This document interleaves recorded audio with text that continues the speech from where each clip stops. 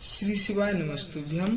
ओम नमः शिवाय। हे भगवान शिव, यदि सावन सोमवार में आपके इस भक्त से कोई भूल हो जाए तो क्षमा करना। हम सब आपके ही संतान हैं और जो इस वीडियो को लाइक करे उसके दुख दर्द और गरीबी को दूर कर देना। लाइक जरूर करें। सावन की हार्दिक शुभकामनाएं। दोस्तों, सावन सोमवार के पवित्र दिन में यहाँ पर बांधे एक जोड़ी हरी चूड़ी 24 घंटे के अंदर में देखे चमत्कार। सावन का जो महीना होता है मर्यादा एवं यह भक्ति का महीना होता है, भक्ति का माह होता है। सावन के पूरे महीने पर भगवान भोलेनाथ जी का नियंत्रण माना जाता है। कालों के भी काल कहे जाने वाले महाकाल शिव शंभू को सावन का महीना बहुत ही खूबसूरत लगता है। इस समय सूखे पड़े बंजर, सूखे पड़े बाग खिलखिला उठते हैं। चारों ओर हरियाली ही हरियाली दिखाई देती है। सावन का महीना लड्डू गोपाल श्री कृष्ण को अति प्रिय है। अपने बाल गोपाल रूप में भगवान लड्डू गोपाल वृंदावन में सावन में स्नान अवश्य करने आते हैं। श्री कृष्ण सखियों के साथ मिलकर वर्षा आदि में स्नान करते हैं और नृत्य आदि करते हैं। दोस्तों, ऐसा माना जाता है कि सावन के पूरे महीने भर भगवान भोलेनाथ जी की पूजा पाठ करने से वह शीघ्र ही प्रसन्न होते हैं। सावन का पूरा महीना भगवान भोलेनाथ का प्रिय महीना है। इसकी अनेक पौराणिक कथाएं एवं धार्मिक मान्यताएं भी हैं। दोस्तों, जन साधारण लोग किसी और महीने में संयम नियम का पालन करे न करे, लेकिन सावन के महीने में संयम एवं नियम का पालन जरूर करते हैं। सावन में जो लोग व्रत आदि करते हैं तो उन्हें पूरे महीने भर लहसुन प्याज तथा किसी का जूठा भोजन भी नहीं करना चाहिए, क्योंकि इस समय व्रतधारी भगवान शिव की शरण में होता है। जो आप कोई भी ऐसा पाप ना करें, जो आप कोई भी हो ऐसा पाप ना करें जिससे भगवान शिव क्रोधित हो जाए। तो आज की जो वीडियो है बहुत ही सुंदर है, ज्ञानवर्धक जानकारी है। इस वीडियो को अपने फायदे के लिए जरूर पूरा देखना, क्योंकि अधूरा ज्ञान हमेशा अधूरा फल ही देता है और भगवान शिव का अपमान भी माना जाएगा। इसलिए सावन के शुभ अवसर पर वीडियो को अंत तक जरूर देखें। सावन के महीने की विशेष महत्व कुछ इस प्रकार से है। दोस्तों, सावन के महीने में ही समुद्र मंथन हुआ था। सावन के महीने में ही माता लक्ष्मी उत्पन्न हुई थी और माता लक्ष्मी को धन की देवी का दर्जा सावन के महीने में ही प्रभु प्राप्त हुआ था। सावन के महीने में ही भगवान भोलेनाथ भूलोक पर आ जाते हैं और भूलोक पर जिनके घर पर यथावत शिवलिंग रखा हुआ होता है, जो उनके घर में भगवान। दोस्तों, इस माह में भगवान विष्णु योग निद्रा में चले जाते हैं, तो सृष्टि का जो भार होता है वह भगवान भोलेनाथ संभालते हैं। तो आज की जो वीडियो का विषय है वह बहुत ही सुंदर है। इस वृक्ष पर बांधे दो जोड़ा हरी चूड़ी, आपकी हर इच्छा शीघ्र ही पूरी होगी। और इस वृक्ष पर सावन में अगर हरी चूड़ी बांधते हैं तो आपकी सभी मनोकामना शीघ्र ही पूर्ण होगी और आपका आने वाला समय भी सुगमता पूर्वक से गुजरेगा। और कैसी भी आपके जीवन में जो परेशानी चल रही है, वह कैसी भी परेशानी हो, सभी परेशानी समाप्त हो जाएगी। अच्छी चूड़ी सभी समुदाय के लोग पहनते हैं। हिंदू, मुस्लिम, सिख, ईसाई सभी लोग अपने हाथों में चूड़ियां अवश्य धारण करते हैं। कोई इसे बैंगल्स बोलता है तो कोई इसे करे तो कोई इसे चूड़ी आदि बोलता है, लेकिन चूड़ी का महत्व सर्वप्रिय है। देवी देवताओं को अति आकर्षित करने वाली चूड़ियां मानी जाती है, खासकर माता रानी जो महिला चूड़ी पहनकर। दोस्तों, अगर आप भी भोलेनाथ के सच्चे भक्त हैं तो कमेंट बॉक्स में ओम नमः शिवाय जरूर लिखना, और अगर आप भोलेनाथ से प्यार करते हैं तो एक लाइक जरूर करेंगे। दोस्तों, भगवान भोलेनाथ जी को यह 3 वृक्ष अत्यंत प्रिय है और इस वृक्ष की पूजा करने से शिव पूजा करने का ही फल प्राप्त होता है। दोस्तों, वृक्ष के बारे में शास्त्रों में यह भी कहा जाता है कि मनुष्य जाति के जन्म कल्याण के लिए स्वयं भगवान भोलेनाथ एवं माता पार्वती इन वृक्ष के रूपों में भूलोक पर अवतरित हुए थे, अर्थात भूलोक पर जन्म लिया था। तो आइए जानते हैं इस वीडियो में। सावन में हरी चूड़ी का महत्व। दोस्तों, हरा रंग सौभाग्य एवं उल्लास का प्रतीक माना जाता है, जो मन को शीघ्र ही आनंदित करता है। हरा रंग प्रकृति का वह स्वरूप है। हरा रंग प्रकृति का वह स्वरूप माना जाता है और माता पार्वती भी प्रकृति है एवं भोलेनाथ को पुरुष माना जाता है। दोस्तों, हरे रंग का उदाहरण कुछ इस प्रकार से है, जैसे सावन में भगवान शिव जी को चढ़ाए जाने वाले बेलपत्र, धतूरा, भांग एवं दूब हरे रंग की होती है। दोस्तों, प्रकृति निर्माण करने वाले भगवान भोलेनाथ हरे रंग से अति शीघ्र ही प्रसन्न होते हैं। सावन में जो महिला हरे रंग की चूड़ी पहनती है, हरे वस्त्र धारण करती है, उन्हें अखंड सौभाग्य की प्राप्ति होती है। दोस्तों, इसलिए कहा जाता है जितनी भी माताएं एवं बहनें हैं, उन्हें पूरे सावन के महीने में हरे रंग की चूड़ी जरूर पहननी चाहिए, हरे वस्त्र जरूर धारण करने चाहिए। सावन के महीने में जो माताएं बहनें भगवान भोलेनाथ की पूजा करती हैं, शिव पूजा करती हैं, ऐसी माता बहनों को हरे रंग के वस्त्र धारण करने चाहिए और भूलकर भी सावन के महीने में नीले और काले वस्त्र किसी भी महिला को कदापि नहीं पहनने चाहिए। ऐसा माना जाता है कि इस रंग के कपड़े पहनने से महिला के पति पर कष्ट आते हैं और उनके पति की आयु कम हो जाती है। तो दोस्तों, इस वृक्ष पर किसी भी सावन सोमवार के दिन या सावन में किसी भी समय जरूर बांधे हरी चूड़ी, दुर्भाग्य आपका सौभाग्य में बदल जाएगा। आपके ऊपर परेशानी हो, गरीबी हो, कष्ट हो, कर्ज हो, तकलीफ हो, जीवन में जो भी परेशानी हो, वह सारी समस्याएं समाप्त हो जाएगी। दोस्तों, केवल एक ही सोमवार के दिन अगर आप यह उपाय करते हैं, हरी चूड़ी इस वृक्ष पर बांधते हैं, तो आपके जन्म जन्मांतर की गरीबी भी मिट जाती है और शीघ्र ही आपके एक ही सोमवार के दिन यह उपाय करने से मनोकामना पूर्ण होगी। तो दोस्तों, वह वृक्ष कौन सा है, आइए जानते हैं। प्रथम वृक्ष है समी का वृक्ष।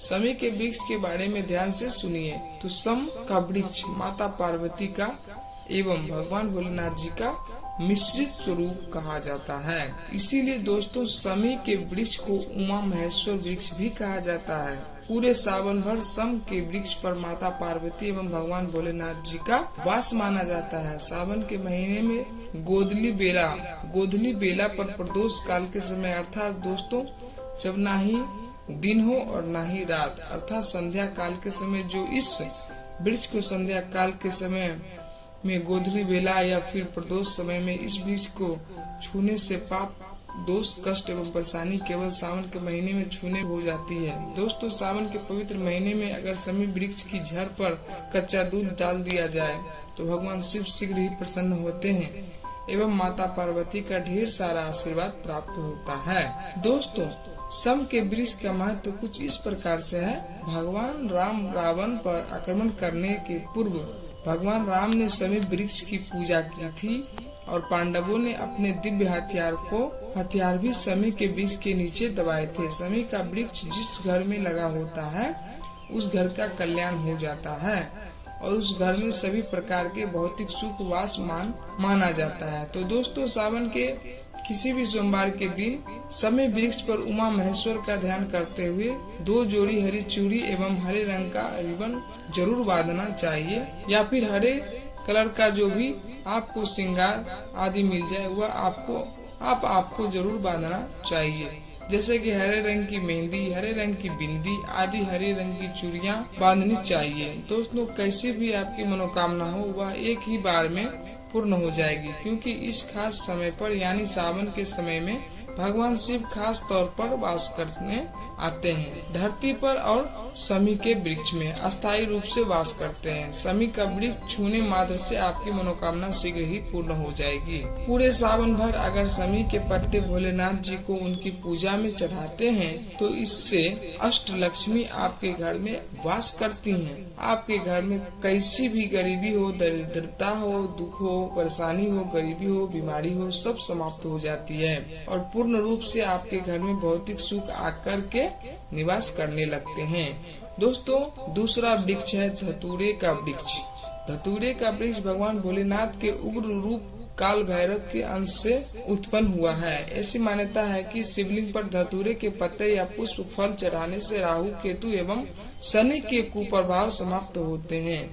धतूरे के वृक्ष पर सावन के किसी भी सोमवार के दिन अगर 2 जोड़ी हरी चूड़ी बांध दो, शत्रुओं से छुटकारा मिलता है एवं शत्रुओं का सर्वनाश होता है। और दोस्तों, सावन सोमवार के दिन धतूरे का वृक्ष को छूने मात्र से भगवान शिव आपके घर में दौड़े चले आएंगे। दोस्तों, अगर सावन के किसी भी शनिवार के दिन धतूरे के वृक्ष पर बाबा काल भैरव का ध्यान करते हुए हरी चूड़ी अगर बांधी जाए तो घर से भूत प्रेत बाधाएं सब नष्ट हो जाती है, भस्म हो जाती है। एवं छोटे से धतूरे की जड़ अगर घर के किसी भी कोने में छुपा दी जाए या घर में जमीन में गाड़ दी जाए तो भूत प्रेत इत्यादि का वास घर में कभी नहीं होता है।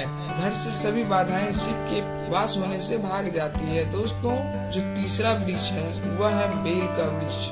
अगर भगवान शिव को बेलपत्र न चढ़ाया जाए तो सावन का व्रत अधूरा माना जाता है और बिना पत्र चढ़ाए ही शिवलिंग पर जल भी व्यर्थ हो जाता है।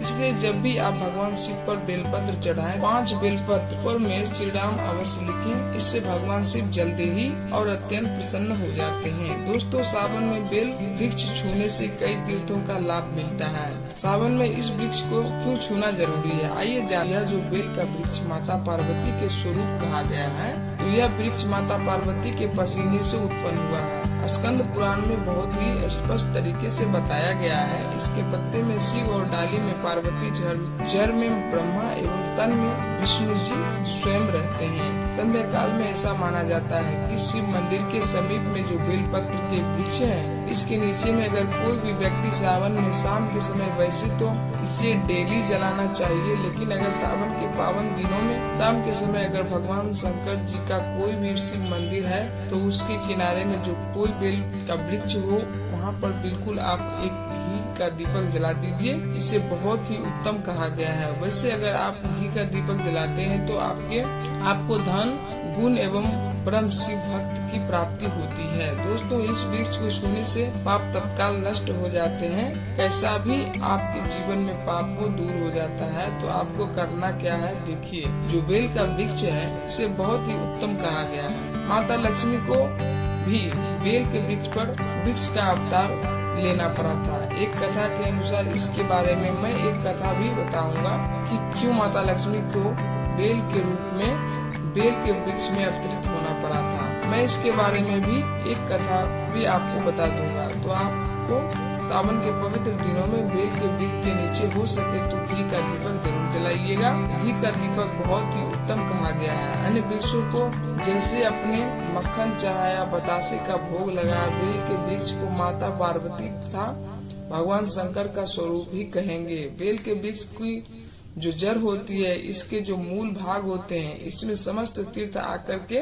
निवास करते हैं। इसलिए सावन के महीने में कहा जाता है कि लोग अगर तीर्थ धाम नहीं जा सके, तीर्थों के दर्शन नहीं कर पाते, तो ऐसे में व्यक्ति बेल वृक्ष के नीचे में 1 महीने तक घी का दीपक जला लेते हैं तो संपूर्ण जितने भी तीर्थ होते हैं इसके घूमने का बराबर का पुण्य प्राप्ति होती है। मैं इसीलिए सारी जानकारी, गुप्त रहस्य जानकारी बताता हूँ, जिससे आप सभी दर्शकों को कल्याण हो सके। सभी को धन की कमी होती है, किसी को पुण्य की प्राप्ति की जरूरत होती है, धन की जरूरत होती है, कोई आध्यात्मिक उन्नति करना चाहता है। इसीलिए इस प्रकार के छोटे छोटे गुण भरे रहस्य जानकारी वीडियो में बता देता हूँ। दोस्तों, अब करना क्या है, सावन के शुभ मंगल दिनों में इस वृक्ष को छूना है। माता पार्वती से प्रार्थना लगानी है कि हे माता पार्वती, आप ही शक्ति स्वरूपा हैं, लक्ष्मी हैं, धन की देवी हैं, आप ही संसार को चलाने वाली देवी हैं। इस प्रकार से प्रार्थना करते हुए इस वृक्ष को छूना है और बोलना है, मेरी गरीबी मिटाइए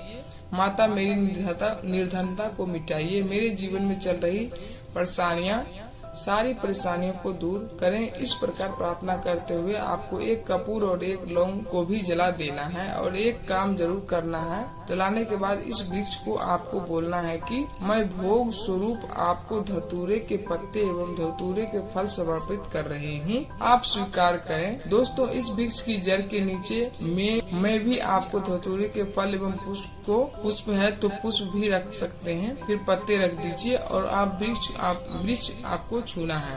प्रार्थना करते हुए हमारी गरीबी मिटाइए, हमारी निर्धनता मिटाइए, बिल्कुल ही आपके जीवन में कभी गरीबी नहीं आएगी। और एक प्रार्थना जरूर करना है कि किसी की हाय लग गई हो, बदुआ लग गई हो, किसी का दोष लगा है जिसके कारण हमारी आध्यात्मिक उन्नति नहीं हो पा रही है, तो आप जो है हाय बदुआ एवं किसी का दोष लगा हो उसे तुरंत दूर करें। शनि राहु केतु का अगर दुष्ट प्रभाव लग रहा है, नवग्रहों में से कोई नवग्रह हमें पीड़ित कर रहा हो, या किसी भी हमारे पूर्वजों द्वारा किसी भी प्रकार का हमें पितृदोष लगा हो, क्योंकि पितृदोष लगने के कारण व्यक्ति की आत्मिक उन्नति भी नहीं हो पाती। बोलना कि समस्त प्रकार के दोषों को आप दूर करें, अपने अंदर में खींच लीजिए और आप हमें दोष मुक्त कर दीजिए। तो इस प्रकार से आपको यह प्रार्थना करनी है और एक काम जरूर करना चाहिए आपको। सावन के समय धर्म शास्त्रों में कहा गया है, बहुत सारे लोग भी बताते हैं, हमारे गुरुजी भी कहा करते थे, सावन के दिन अगर बेल के वृक्ष की जड़ में मिश्रित युक्त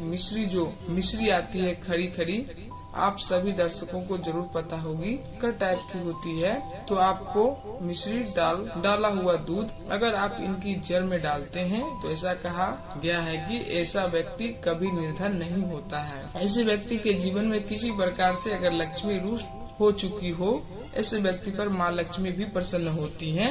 ऐसे व्यक्ति के जीवन में धन का अभाव नहीं होता। ऐसे व्यक्ति फिर निरोग रहते हैं, निरोग काया प्राप्त होती है। आप चाहते हैं तो यही क्रिया नियम के वृक्ष पर भी कर सकते हैं। नियम के वृक्ष पर माता लक्ष्मी निवास करती हैं, समस्त दैवीय शक्ति निवास करती हैं। नीम के वृक्ष पर भी माता लक्ष्मी विराजती हैं। नीम के वृक्ष पर माता लक्ष्मी निवास करती हैं, समस्त दैवी शक्ति निवास करती हैं। नीम के वृक्ष में अगर आप जो है सावन के शुभ मंगल दिनों में आपको एक गिलास या फिर एक लोटे सामर्थ्य के अनुसार तांबे के लोटे में आपको दूध डालकर के इनके अंदर जो है अभिषेक करना चाहिए, इनकी जड़ में डालना चाहिए। लेकिन आपको मीठा दूध ही डालना है, मिश्री मिला हुआ दूध आपको चढ़ाना है, इनकी जड़ में डालना है और गरीबी मिटाने की प्रार्थना करनी है। या फिर जिन लोगों पर कर्जे का भार है वह लोग बोल सकते हैं कि हमारे कर्ज का भार दूर हो, या फिर जीवन में जो भी किसी प्रकार की जो परेशानी है वह परेशानी भी बोल देना है। वह परेशानी तत्काल यह वृक्ष समाप्त करते हैं और आपको इसे छू करके आ जाना है। दोस्तों सावन में आप इन वृक्षों को जरूर छुइए, आपका कायाकल्प हो जाएगा। भगवान शिव आपके ऊपर मेहरबान हो जाएंगे। काफी व्यक्ति बहुत परेशान रहते हैं, तो इन सभी उपायों को जो मैंने बताया है जरूर से जरूर अपने जीवन में लागू करिएगा। आपकी भक्ति की कामना आराधना पूर्ण हो जाएगी। तो अगर आप महादेव की कृपा प्राप्त करना चाहते हैं और उन्हें अपने घर पर बुलाना चाहते हैं तो कमेंट बॉक्स में लिखें, भगवान शिव आपका स्वागत है हमारे घर में। हर हर महादेव, ओम नमः शिवाय। एक लाइक जरूर करें दोस्तों, और हाँ, चैनल को सब्सक्राइब करना ना भूलें। धन्यवाद मित्रों।